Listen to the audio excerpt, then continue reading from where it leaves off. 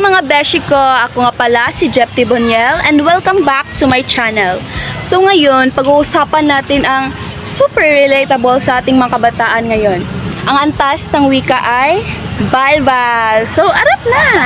Kung marunong ka magsabi ng char, puwerpa, lodi, or beshi, girl, gumamit ka na ng balbal. Kaya abangan nyo kasi explain ko sa inyo kung ano to. May examples pa. At syempre, real life chikahan moments. Let's go! So, hi guys! Oh besh, ang ganda ng outfit today. Kahit mano ka talaga. Sure lang to, okay lang to, pero thanks. Lodi ka talaga besh, picture tayo pang paid goals. Sige, pero chibog muna tayo kasi gutom na ako eh.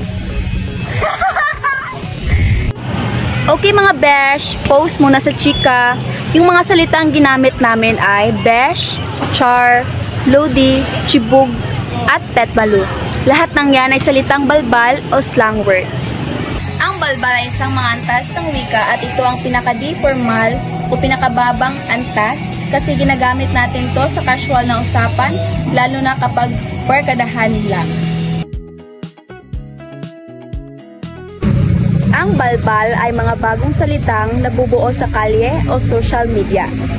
Madalas galing ito sa pagbabaliktad ng panty o pagpapaikli ng salita. Halimbawa, idol, lodi, malupet, petmalu, joke lang, char or charot, kain, chibog, kaibigan, besh or beshi. Okay class, sino ang makapagbibigay ng halimbawa ng balbal? Ma'am, charot po. Yan ay nagagamit kapag nagbibiro ka. Very good, pero tandaan, hindi natin ito ginagamit sa formal na sulatin ha. Kape ma'am, tuwer pa sa pagtuturo niyo.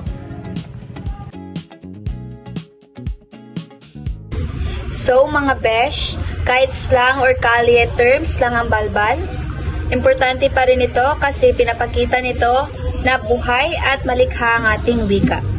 Pero reminder lang ha, gamitin natin ito sa tamang lugar. Kung kausap ang mga friends, okay lang. Pero kung formal na setting tulad ng reports, speeches o sulat, dapat standard Filipino ang gamit.